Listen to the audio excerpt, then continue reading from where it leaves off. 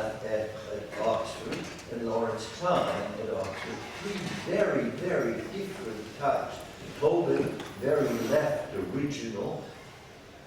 Higgs, the great classic economic scholar, and Klein, mathematical economics.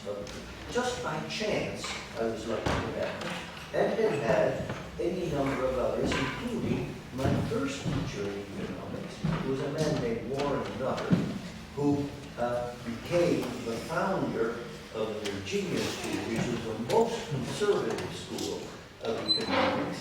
He out of Chicago, and he was my teacher in my first course.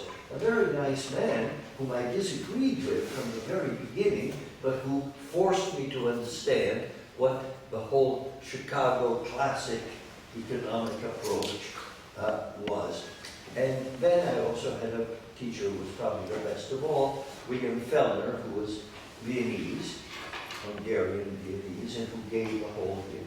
So I arrived in law school with a background in economics and arrived in a class in towards civil responsibility, taught by a man named Fleming James, who was a great teacher and who knew no economics.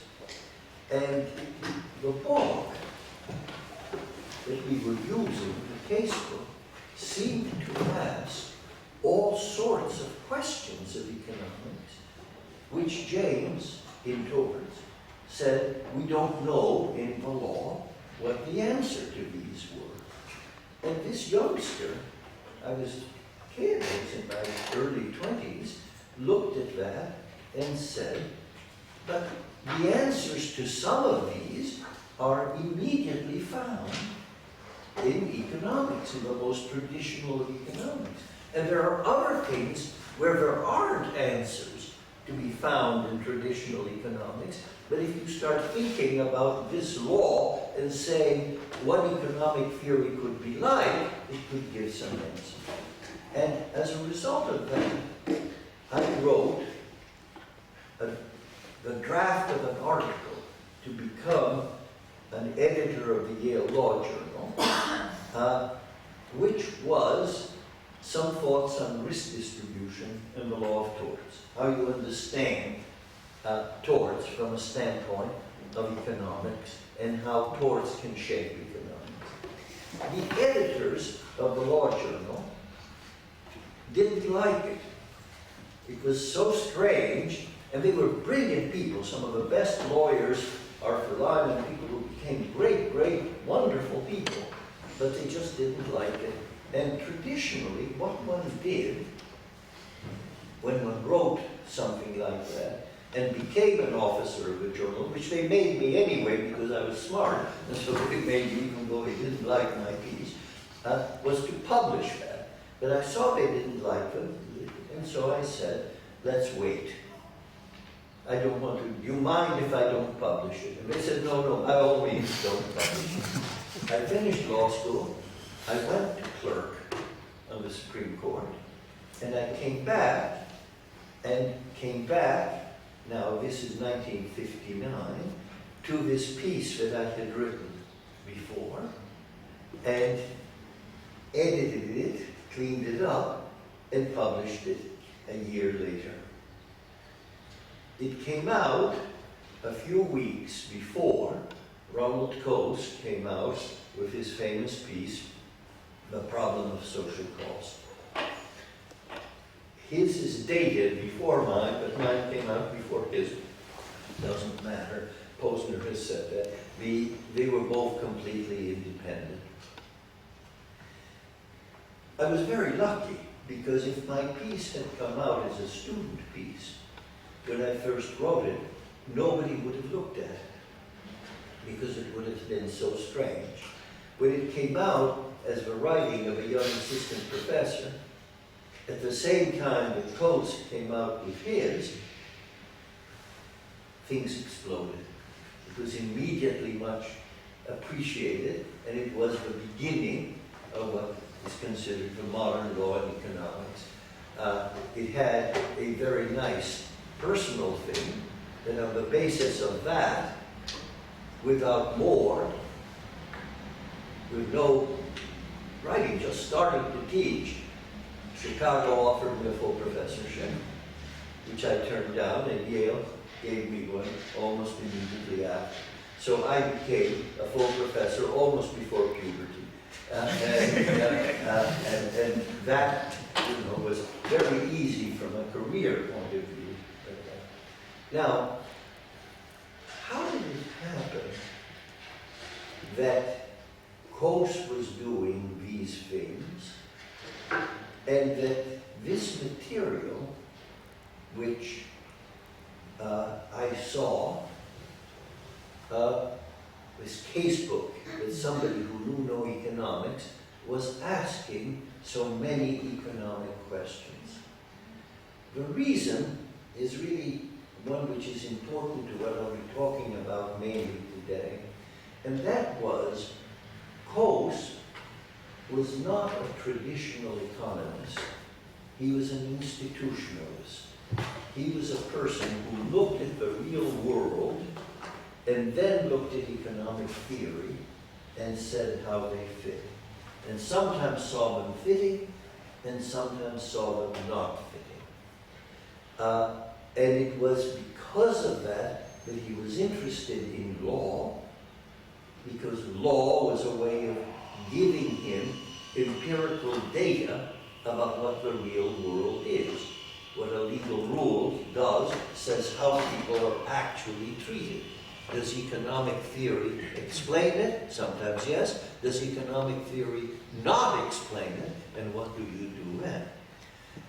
And it was on the basis of that that in the 1920s he wrote the Theory of the Firm, which, if you ever have a chance to read it and compare it to the Problem of Social Cost, which he wrote in 1961, you will see what most people did not see, that it's the same article.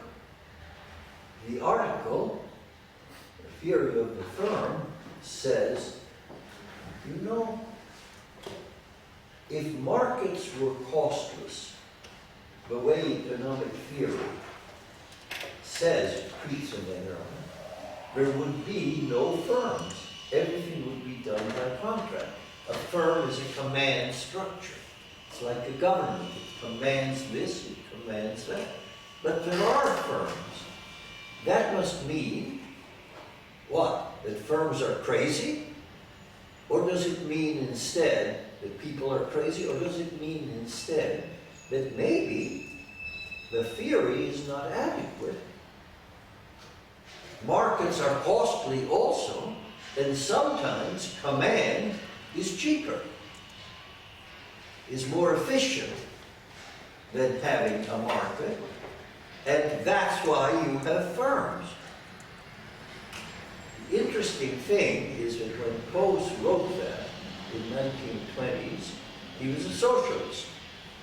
And so it was easy for him, ideologically, to say there are times when command, government, or command structures are more efficient and cheaper than markets. In 1961, when he wrote The Problem of Social Cost, he did the same thing in reverse and said there are times when command structures don't work and we get around them through markets. Markets are cheaper, more efficient than command, and that's why we have them.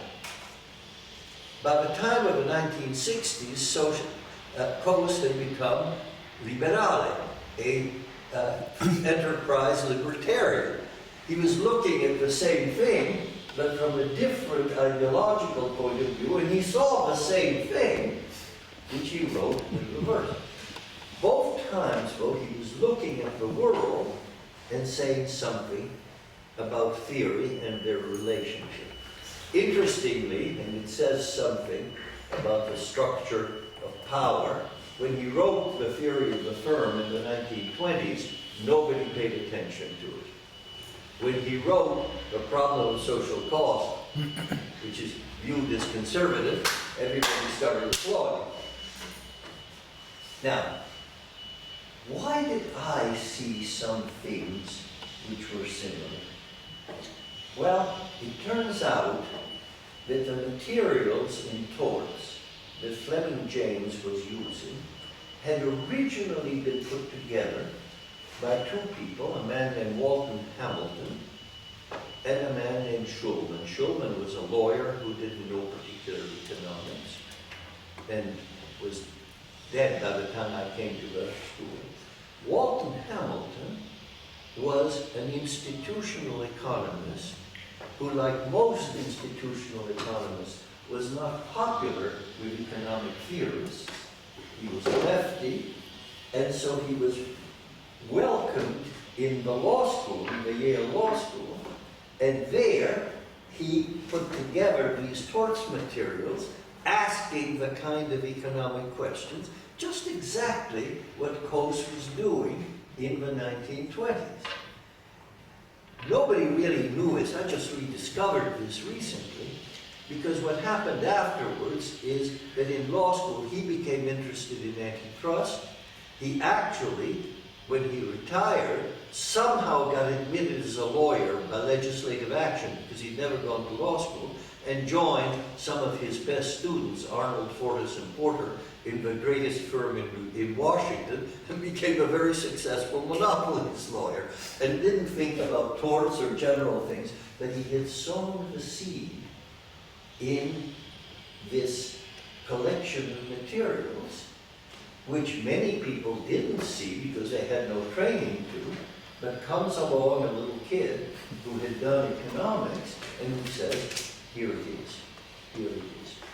Now, when I and Coase wrote this, we were writing it in a way, we were writing about what I would call law and economics, not economic analysis of law. The two things are different. What happened after that was that there was much excitement about all this, with some people attacking Coase because they said he was a conservative, other people seeing that I was doing the same sort of thing, but from the left, and saying this is really a useful thing to do, regardless of something. And it became something which was intellectually very exciting in the years from 1960 to 1970. And it's a period in law and economics that people have now for a long time, tended to ignore, but it's very worthwhile going back and seeing the writings and the discussions of what it could do and what it couldn't do, because it was a very formative period in law and economics. In 1970, I wrote a book, The Cost of Accidents, collecting some of my earlier writings and putting together this thing of law and economics. I was still writing more from a liberal in the American sense, left point of view in this. My idea was in part that I didn't want only the economists, the classic economists in Chicago, to cover the world, to win the world. For those of you who may know something about hymn writing, they say that Wesley, the founder of Methodism, and who was a great writer of hymns, was asked why he wrote hymns, and he said, I don't want the devil to have all the good music, so I'm going to write music from a non-devil. And my going into law and economics was something of the same sort. I didn't want the devil, Milton Friedman, or the Chicago economist, to have all the good music, all the good use of economics. And so I wanted to go into it to show how it could do things from another side, from a progressive side in business. Well, in 1970, I wrote this book. And the book got one very great review by Frank Michelman at Harvard, which became the beginning of its application in property law and in a number of other things. And ultimately, my article with Melamed about one view of the cathedral, which is probably the most cited private law article ever.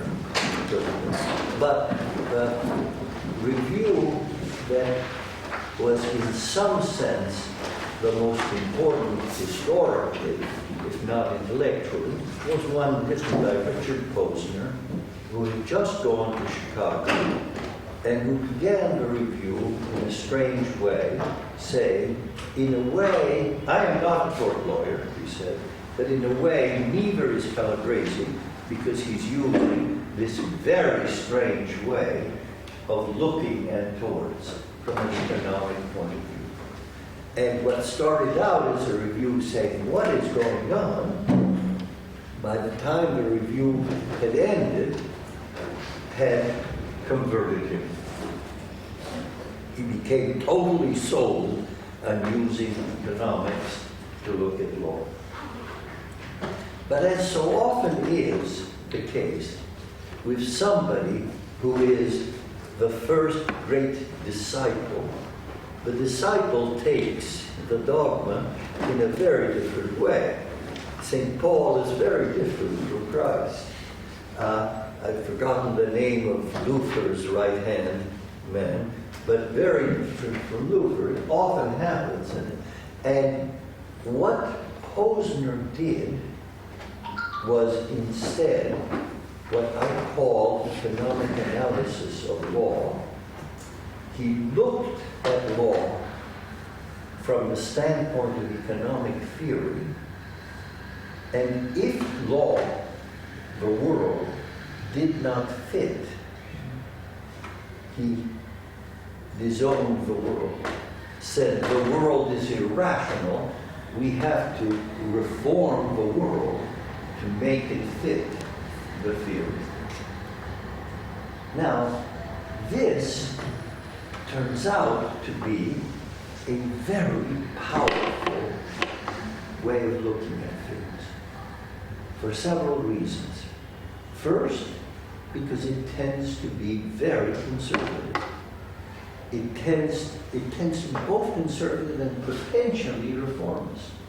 But the theory becomes dominant, and to the extent that the theory is a conservative theory, then if the world, for any number of reasons, does things which don't fit, you say it's irrational. Now, it couldn't be a very left if the theory were Marxist economic theory and the world didn't fit and you did the same thing. It could be very left. But in the United States, where the dominant economic theory was Chicago, it turned into a very conservative way. But more important in terms of why it became so dominant, is that it's a very easy thing to do. You have a theory, you look at law, law doesn't fit, you say, you write an article saying, reform law. Very easy. And hundreds of people started following Posner, who is a great scholar and a better judge, because as a judge he doesn't do this, he doesn't just apply the theory, but hundreds of people started doing this for the simple thing that academics do things to get tenure, to get professorships. Because what could be easier than taking any part of law, putting it in the machine, coming out, sausages, and you write sausage articles, and you write 12 sausage articles, and every school has to have some sausage maker on its faculty, and so people, and young people have a perfect right to try to get tenure, and so on. So you've got enormous number, and still do, writers to do that. But if that were all that happened, okay, who cares? I like to see young people get tenure. But in fact, what happened was that often the law was then reformed to fit the theory, which sometimes made sense, but often did not.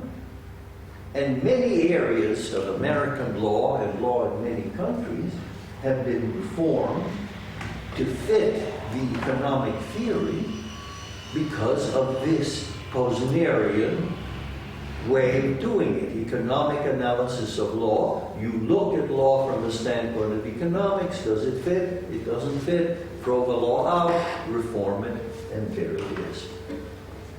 And this happened in many areas of law. In some areas of law, people just refused. They didn't like it. But very powerful, and still powerful today.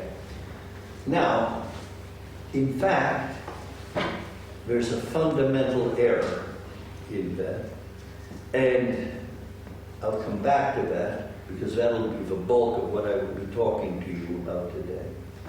I do want to go back a moment and ask, why was it, though, that at the same time, Coase and I, and as it happened, somebody in Italy, Trimarchi, saw, who wrote a book, a remarkable book, doing much of what my first article did, all saw the same thing. And this is just an observation that has nothing particularly to do with law and economics, but which I think is useful for. How often is it the case that people see the same thing that is new at the same time? It almost never happens that an innovation in theory or in anything is seen only by one person. There are always 2 or 3 people who do the same thing that's never been done before at the same time. Why was it that Walton Hamilton and Coase saw what they were seeing in the 1920s? Why was it that Coase and I saw what we were seeing in the 1960s? Why is it that when Darwin was writing the evolution theory, a man named Wallace was doing the same thing? Or if you like economics, Keynes was writing, and everybody said Keynes, but it turns out that some people in Sweden had said the same thing in Swedish, much more calmly, and in Swedish, so nobody read it, but it was there, and in time they would have read it, even if it wasn't Swedish. What is it? And I'm worried about it. It happens in this article, the cathedral that I wrote, that one key insight in that was actually seen by 2 people, both students, independently at the same time of that. I found out, and I checked to see what we had in common, and we did have one thing in common. We had one teacher at different times, 30 years apart, but in the same university, who didn't teach that, but must have caused us to think in a different way. Now, I'm taking some time on this because you're young and you want to do things which are original. So I'll tell you a story. I was teaching, as I told you, estate and gift taxation, as I told you yesterday. And I was teaching a series of cases. And one day, it was a very large class, 100 people. I was teaching some cases, and one person over there, a 3rd-year student, male, raised his hand, and one person over here, a 1st-year student, female, raised her hand. They didn't know each other at all because they were in different years in this class and so on. And I called on one of them, and he started to say, but shouldn't you look at these cases from what was a completely different way from the way I was teaching them? And as he started, she got more and more excited, so I stopped him and called on her because she had the same insight and was saying that. And I said to them, you know, I've never heard of that. of these cases being looked at from that point of view, but it's highly plausible. It seems sensible to me. Let me look into it, and I'll get back to you. I looked into it, and I found no one else had described those cases in that way, in the literature or teaching, and yet it was a very plausible way. And then I asked the great taxation teacher at Yale, who knew everything, have you ever heard of these cases being described this way? And he said, no. That's wonderful. That's very interesting. It's highly plausible. And so I asked myself, why was it that two people had seen this that no one had seen at the same time? If one of them had been the only one, then he would have said this is a brilliant person who saw things differently, or a peculiar person who saw things differently, but there it is. But why should two people see it at the same time? So I asked myself, is there anything different about how this course was taught this year that might lead two people to see something? And there was something different. What was called a mimeograph machine, which was the copying machine that we used 50 years ago, had broken. It was a machine that smelled purple. It made copies and came out purple and smelled, and so it was broken. And so I couldn't teach the class in the canonical order, in the usual order in which it was taught. And so these cases were being taught in a different order, at a different time than they normally would have. Now, it would have been very easy if one would say, because of the different order, these insights that these two people would stand out. To this day, there is nothing about the different order that would cause that to stand out. And yet, the fact that they were taught in a different order evidently caused people looking at it to see things differently and come out with an insight. That means, even if you don't know why, if you move the furniture around, if you look at things, make yourself look at things in an order different from what everyone else does, you may just come up with something new that may seem to have nothing to do with a different order, but that no one else has seen. And that is one of the most important things in trying to do something of what we call original, because nothing is really original. It's just people looking at things and then seeing and maybe to agree. So I have, ever since that, gone out of my way to move the furniture around. I teach things in different order. I do things in the hope, and it happens, that people will surprisingly come up with things that others haven't, or that I will. So do that. Okay, back to law and economics and economic analysis of law. Okay, so the way I look at it now, and that's the theme of my last book, called The Future of Law and Economics, is that there are two approaches to theory and the world. One of them I associate with Bentham, the great philosopher, and it is the approach that Posner and the Posnerians took. They look at the world, and this is what John Stuart Mill said of Bentham when he was asked who were the two seminal minds of the century, from 1750 to 1850. He said Coleridge the poet, which is kind of interesting. Mill should have picked this great poet, and Bentham. And he said of Bentham, he approached all ideas as a stranger. Nice line. He approached all ideas as a stranger. And if they didn't fit his philosophy, his theory, utilitarianism, he dismissed them as vague generalities. Nonsense. Nonsense on stilts.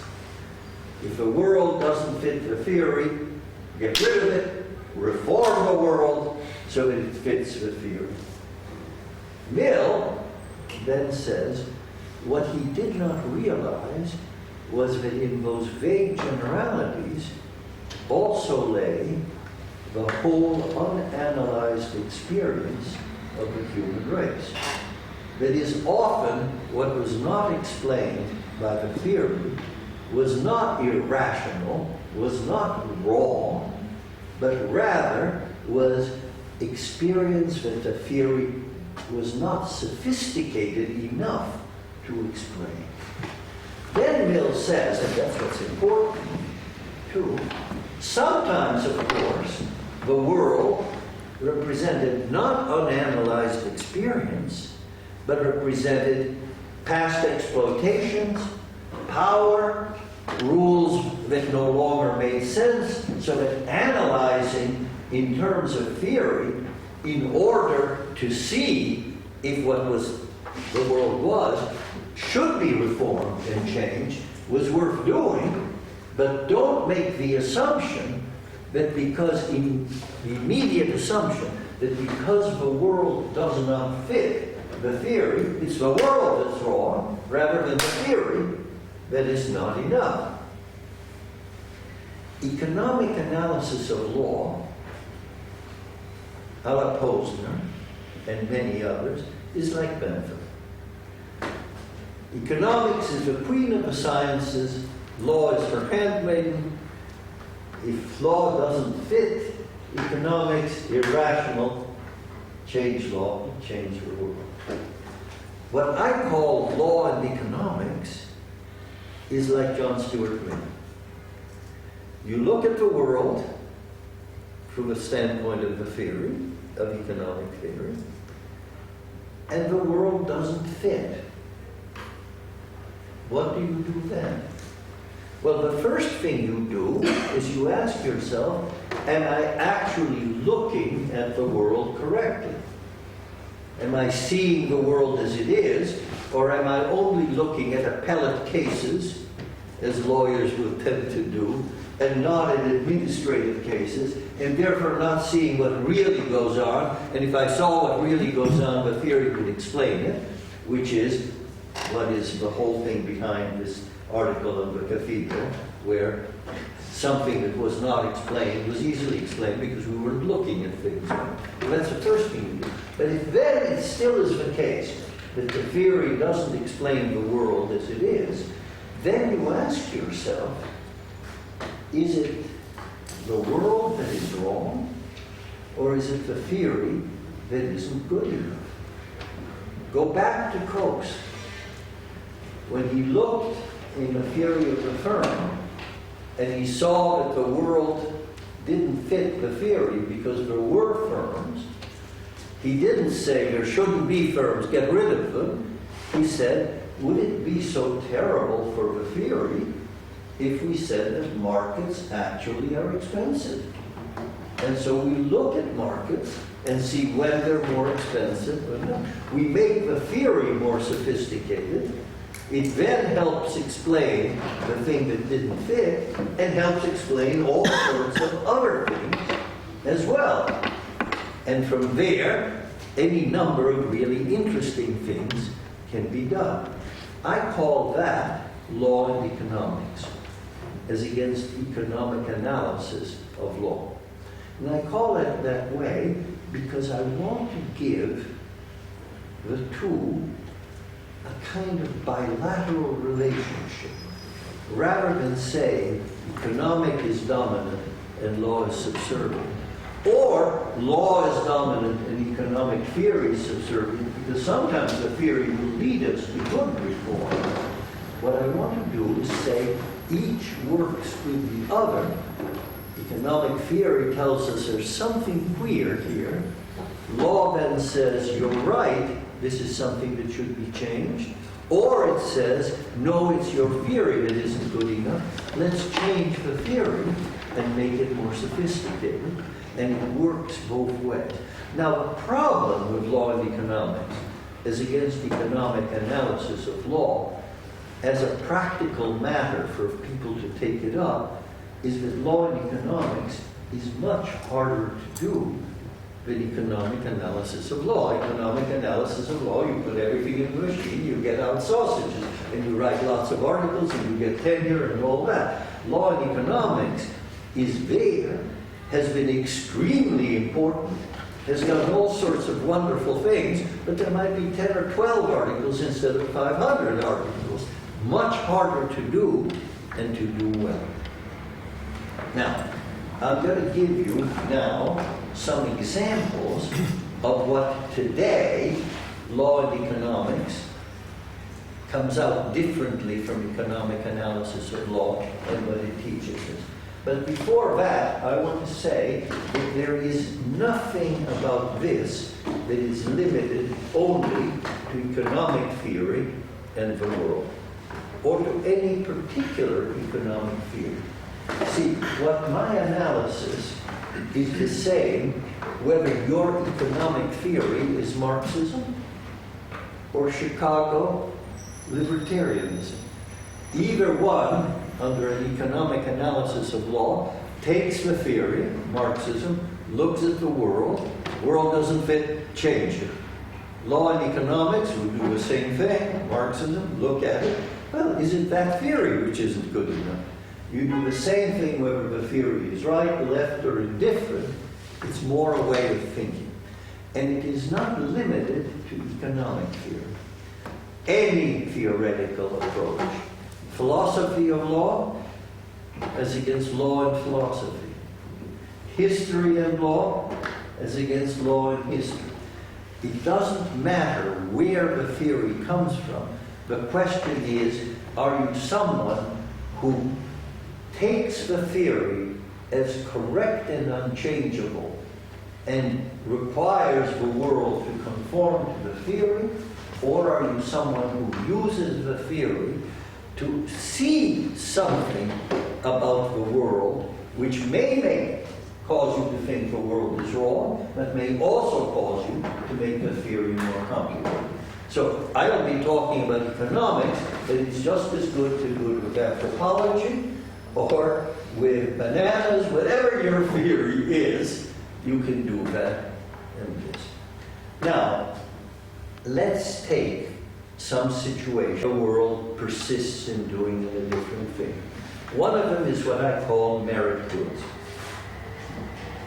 There are any number of goods in our society where we do not let the allocation of these goods, the number of these goods that there are, be determined by individual transactions between A and B. You want to sell your heart, yeah, your kidneys, your flowing hair to me who needs it, your sperm, whatever. I won't say your private parts because I'm not interested in them, but whatever. I want to buy them, and I can buy them from you because I need hair or kidney or something. Economists say, Pareto superior. You want to sell, I want to buy, let it happen. And yet we don't. We don't allow people to sell their bodies. There are any number of things that we do not let the pure market determine. Even though economic theory would say, you're better off, I'm better off, and sometimes we say, oh, we don't do it because I'd regret it later. Baloney. Or you'd regret it later. You might very well much want more money than your kidney or so on. So what's going on here? What's going on? Well, and we see it all over because we don't allow education to be allocated that way. We don't allow health to be allocated that way. There are any number of things which I call merit goods, special goods, which we don't do that. Now, why not? Well, I think there are two reasons for that, if you look at it. One of them is that many people are offended by the fact that a price is put on some things which we want to have be priceless.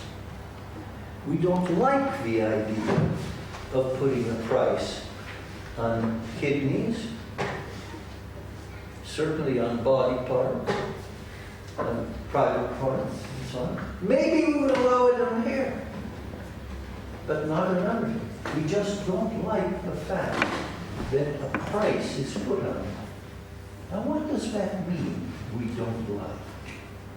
Commodification.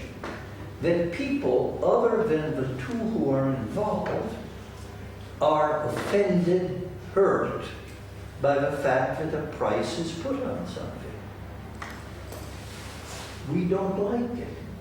If you want to put it in the always inelegant language of economists, in our utility functions, we have a negative, a cost, if something like life or body parts are priced.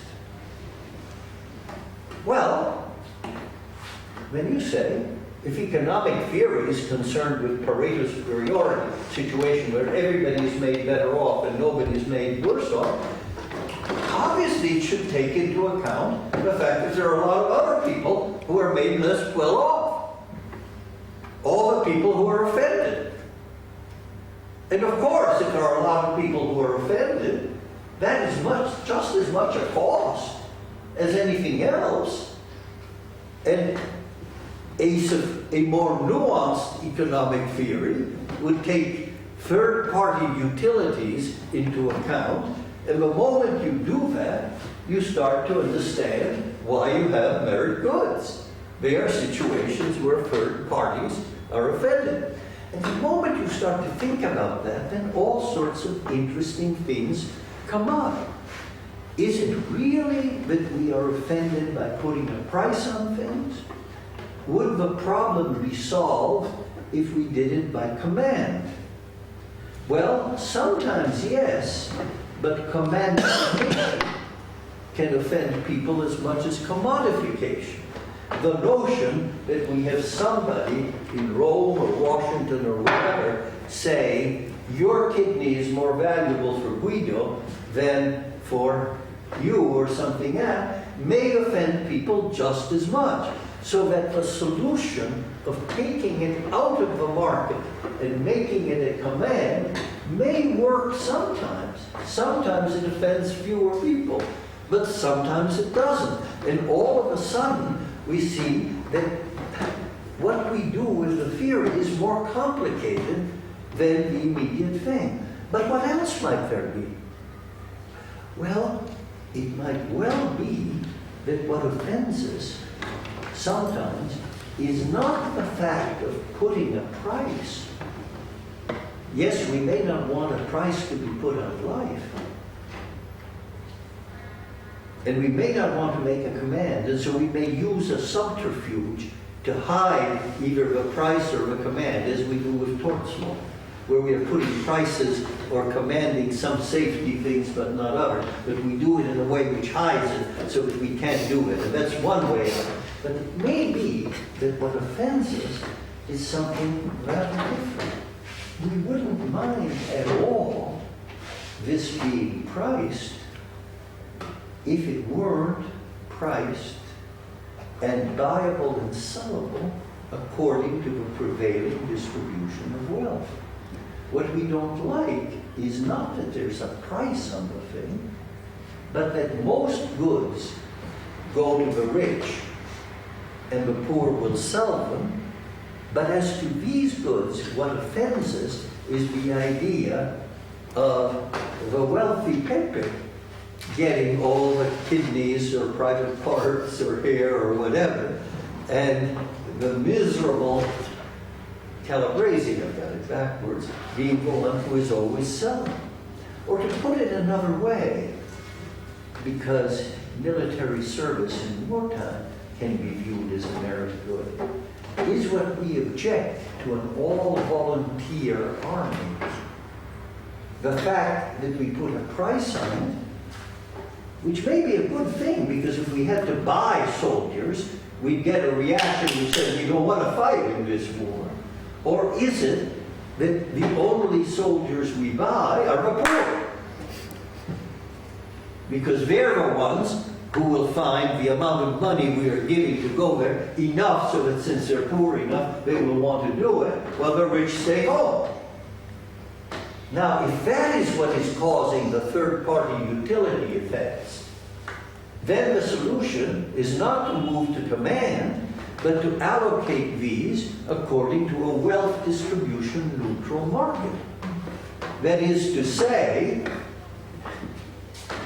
if you are to go in the army who are poor, we pay you a certain amount. But if Soros or Koch or Gates, he would have to pay billions to stay out of the army. That is, do it in a way so that everybody with respect to this good is as rich or as poor. And it's not, there are different ways of creating, and I don't have time today, but you'll see them in the book if you read the book, wealth distribution neutral markets. There are any number of ways. During the Second World War, for some kinds of rationing, we did just that. We gave everyone a certain number of green stamps, and then said, these green stamps you can use to buy vegetables, and which vegetable you choose to buy is up to you. But everybody will be equal in that market. Now, why we did it in wartime and we don't do it at other times is another matter. But in fact, there are some goods that in peacetime, we are offended if they are allocated in a way different from, and a way dependent on, the prevailing wealth distribution. Now, there are some people, a man named Chauvel, who's very nice but not very smart, at Harvard, and a man named Kaplow, who is smarter and nice too, who say the answer to that is to make wealth distribution generally more equal. And of course, if the wealth distribution were totally equal, and as I talked to you yesterday, I like a more equal wealth distribution. And if it really were equal, these third-party effects wouldn't be there. But be careful, because if in order to make wealth so equal that these third-party effects are not there, we create a world in which there aren't sufficient incentives for people to do things, because wealth differences have to do also with creating incentives to do things, then we may not do what we want. And it may well be that by taking some things out of the normal market, making the rest of the world more equal, but not as equal as we would have to avoid these third-party utility costs, we do the thing best. That is, we make some greater equality, not enough to make us feel good about body parts, about the army, about political contributions, about any number of merit goods, about health, about education, and yet we take those out of the market and make them more equal, and that may turn out to be a world which now, with a more sophisticated theory, is a better world rather than one now. Look to what's happened by doing law and economics instead of economic analysis of law. Instead of saying people are irrational not to allow prices of kidneys or the military, it says, let's see why, and let's make the theory more complicated. And when we made the theory more complicated, we learned all sorts of insights into possible policy. I've given you several different ones. Now, with a more sophisticated theory, you're in a position to make decisions as to which of these other things is in fact more desirable. So you end up being the radical reformer that Bentham actually wanted to be, but a much more sophisticated, nuanced, and wise one than you would otherwise be. Let me look at another of these. Keep an eye on, and that is what I've talked about here another time, altruism, beneficence. Economists tend to look at altruism, beneficence, not for profit, as a means. They ask, any number of articles, is it more efficient to go from here to here by having incentives self-serving, or is it more efficient to go from here to here by having people just be beneficent, altruistic? That is, are hospitals more efficiently run if they're run for profits? Are schools more efficiently run if they're run for profit? Or are they more efficiently run if they're run in an altruistic way, and so on? And when they do that, they almost always find that self-interest is more efficient. That it is a more efficient way of doing this. And so they say altruism doesn't make sense. Or they try to find some peculiar stories in evolution about how it developed and now it doesn't make sense, or things of that sort. That's economic analysis of law. Law and economics would say, gee, there's an awful lot of altruism out there. If it really were just inefficient as a means of going from here to here, why would we have so much of it? The answer then, I think, is a perfectly obvious one. We have it because we like it. We like people to be altruistic. If you want to go back to our utility functions, we like people to be nice to each other. We like it not as a means to go from here to here, but as an end, as something that we like in itself. And all of a sudden it becomes as stupid to ask, is it a good way, an efficient way of running a hospital or running a school, as it is caviar an efficient way of feeding? Well, of course it isn't an efficient way of feeding. Potatoes are much more efficient and cheaper, but we get caviar because we like it. Or is a good wine a better way of dethirsting ourselves, even though it's inefficient, it's expensive, rather than plain water? We spend the money because we like it. Or is sex a good way, an efficient way of procreating? It's very inefficient. It would be much easier to do the way bull farms do, collect sperm, give it, much more efficient way of procreating. That's not the way we procreate because we like sex. So why don't people, economists, look at altruism in the same way, as something that is there, not as a means of getting from here to here, but as an end in itself? Well, the answer turns out to be an interesting one, and I call it McKeon's paradox by something some economist named McKeon said, and that is, he said, it is meaningless to say, how much must I pay you to love me for myself alone?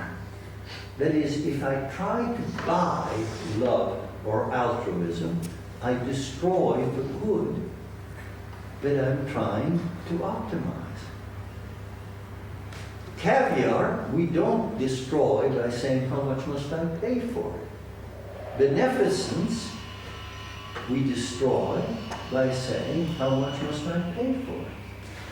Not only do we destroy it by putting a price on it, by marketing it, but we also destroy it by commanding it. It is equally meaningless to say, how can I command you to love me for myself alone? And all of a sudden you see why economists have not talked about it as an end, because the two ways that economists have of optimizing the market, command and markets, don't work here. But the moment you do that, because of this law in economic things, you think of yourself and you say, yes, but these economists are talking about pure markets and pure command. I cannot pay you to love me for myself alone, but candy or roses may help. That is, there are some semi-demi markets that can help in that. And similarly, I can't command you to be altruistic or beneficent, but education, which is a very powerful form of command, that isn't pure command, can make people more beneficent. So that if you get away and make the economists get away from the pure market or the pure command and think that the world is actually made up of any number of semi-demi commands of education, this, that, and the other, and semi-demi markets, gifts, incentives, tax deductions for something, a cultural belief that people should give money, any number of ways of doing this. There are certainly ways of increasing, of optimizing the amount of beneficence that there is. We can, in fact, and care a lot about how much beneficence there is in the world. And the moment you do that, you start to realize that altruism and beneficence isn't a simple single word. It isn't just that we like individuals to be nice to each other. That's one thing. But we also like the government to be nice. And we also like firms to be nice. And in fact, firms, if you look at what happens, do nice things because people are happy and go to those firms because they look after, whenever the Yankees, if they're a baseball fan, or International goes and looks after orphans and has the little kids play soccer or something, we all feel, isn't that good that that firm is doing? And that is, these are related goods, but not the same good. They are like caviar, porcini mushrooms, and truffles. They substitute for each other to some extent, but to some extent they are separate and we want all of them. But think then of what we are talking about and how much more interesting and complicated the market is for altruism and beneficence than the simplistic way that a straight economic analysis of law would tell you. You look at the world and then you say, which of these things do we want to do, how much, and which ways of doing them? Again, by doing law and economics rather than economic analysis of law. But notice, we have now not only said something about merit goods, and not only said something about altruism, but we have said something about the theory. We have said that economic theory, if it is to be really helpful in any number of ways, must take into account third-party moral utilities. Not just thee and me, but how what we do affects morally third party. And that's something broader than the question of merit goods. It's something which we have to say, when can economic theory do it? When should it do it? What kind of third-party morals do we care about, and what party we don't? Maybe we should not take into account the fact that somebody is offended because I masturbate in my room by myself. That may be offensive, but we don't want people to take it into account as a negative. But we may say that we want to take into account if somebody does the same thing in the street. There's an old Yankee saying, I don't care what you do, so long as you don't do it in the street and scare the horses. And, you know, but there are some third-party morals that we want to take into account and some that we don't. That is, we have now gotten beyond the question of merit goods, but talking about which in this theory we want to take into account and which don't, and how we do it, and so on. That's one thing that comes from that.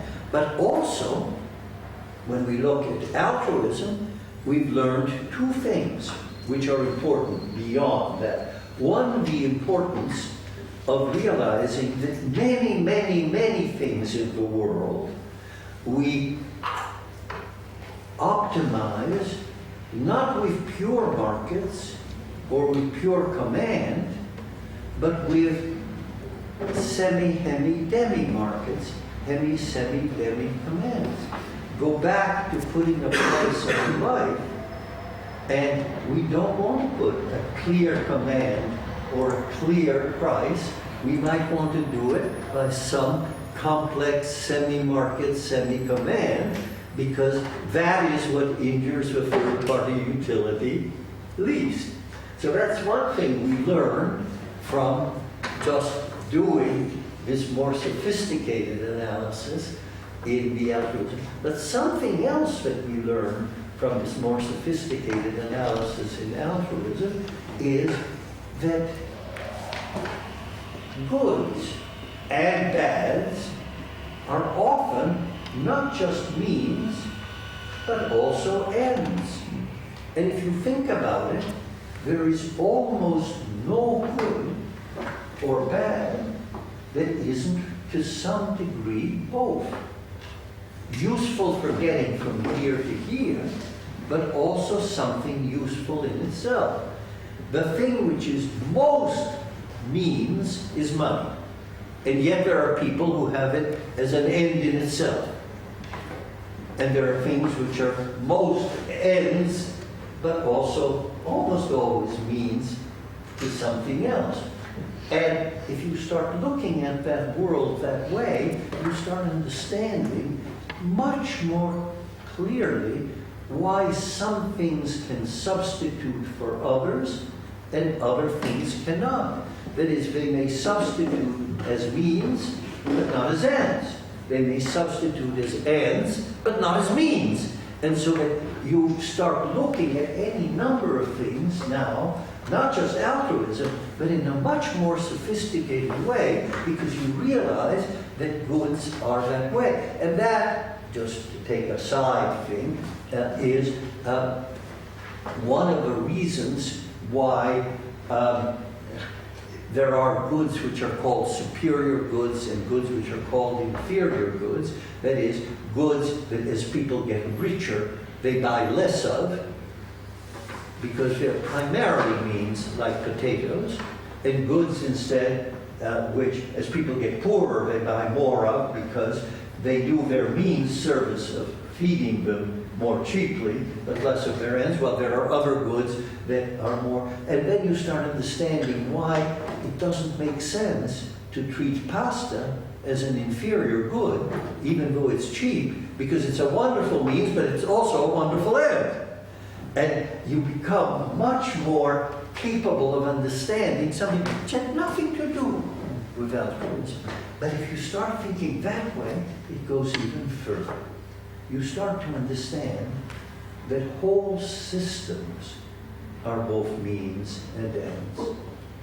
And then, if you happen to go back to Coase's amazing article, The Theory of the Firm, you find that in the middle of that article, there's one sentence in which he says, but it may not be only that command is cheaper than markets, and that is why we have firms. Hobbes, a socialist at the time, says it may be that people like command. He never does anything else with it. He never does anything else with it, and I only saw it in the article after doing this about altruism and saying, well, what are means and what are ends? And then I read it and saw that.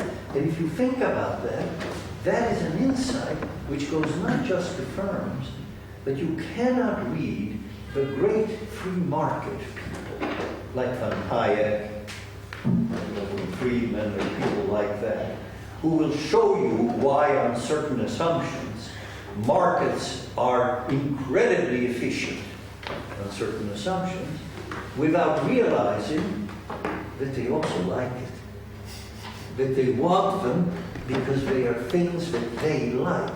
And then all of a sudden, you go back and read Trotsky, who in some of his writings describes how command on certain assumptions, which are no more absurd than the assumptions of the free market. They are absurd, but so are the assumptions of the free market, can be completely efficient. And Trotsky does this description, but you can't read it without realizing that he also likes it.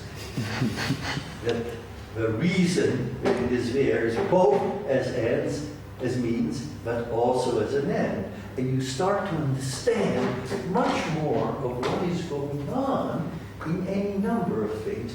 And there's something about that is particular to my narrow area, and that is torts. Today, there are any number of people who write, as I started writing about torts, as a means, as a way of deciding how many accidents we have, who pays what accidents are worth having, you know, all this means things.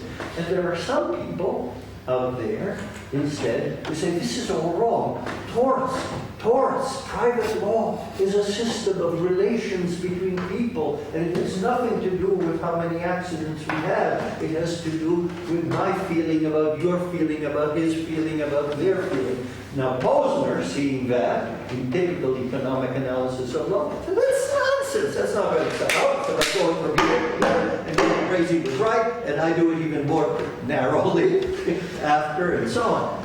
But I look at it and I say, you know, they're both right. Torts is a system of means, but there are also ends that people have because of which they want a system that does it. And the moment you do that, you can say, if you were to reform tort law so that as a means it is immensely efficient, the way New Zealand has done, but you remove some of this individual relationship that people want, you'd better substitute something that serves that end.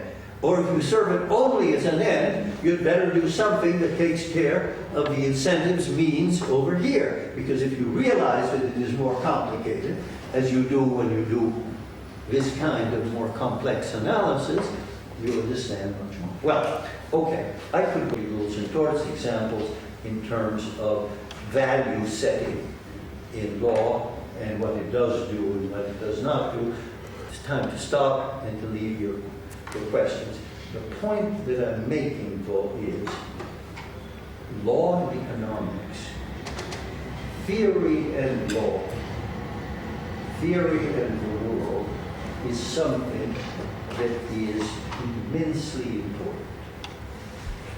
There will always be people who choose a theory, and I don't care what the theory is, and it may be a very good theory. I happen to like Ben. Pretty good guy. Well done. And apply that theory to the world, and then say, if the world doesn't fit, get rid of it. I would urge you, however sophisticated your theory is, be like John Stuart Mill and say, look at the world, see if the theory explains it, if it doesn't explain it, ask yourself seriously, is it that the world is out of line, past exploitation, silly old rules, or is it that the world tells you something about the experience of the human race that says make the theory more sophisticated, more nuanced, and then when you've made the theory more nuanced, see what all sorts of other things that theory, now more complicated, will lead you to. That is what this book, The Future of Law and Economics, is about. I think, it's been out a year now, it's still available, but there aren't many copies left of the original printing in hardcover. The press, the Yale Press, which has done nothing to sell it, to its surprise, finds it sold out and is not going to come out soon with a paperback edition. So if you want it, you can get it from the usual Amazon things, probably still, but soon you'll get it in paperback. If you happen to be interested, it's been translated into Russian, and the Chinese edition is about to come out. The Russian one is out, and in Spanish, the Italian one will come out. It will be a little slower because I care more about who's doing the translation in Italian than I do in languages that I don't understand. And so that will be out. But you see, and the reason I mention this is not so much sell the book too, but mainly because the theme ultimately of the book is here are things, I take 3 or 4 areas of which I've given you to, where the theory has not been adequate. And I suggest nuanced, more careful theory. But I'm 84. I am not going to do, I don't have time, those developments in the theory. Those things of saying, when is it that third-party moral costs should be taken into account and when shouldn't? What kinds of ends and means? And in a way, this book is very much written for you, for saying, you are the ones who can take this, that's why I call it the future, and do all sorts of things with it, which will not just be useful for you, even of getting tenure, which after all you have a right to do, especially if you didn't get it before puberty, but also in terms of making the world better. Okay? So, questions about this or anything else, including what it's like to be a judge, what a judge like me does when the law is morally wrong. Have I had any cases where I really think I did the wrong thing? Any questions now, because this afternoon I'll be talking in Italian about populism, about immigration, about the current thing with Trump's decrees and things, and a different thing, and it will be hard to ask questions. So this is your opportunity.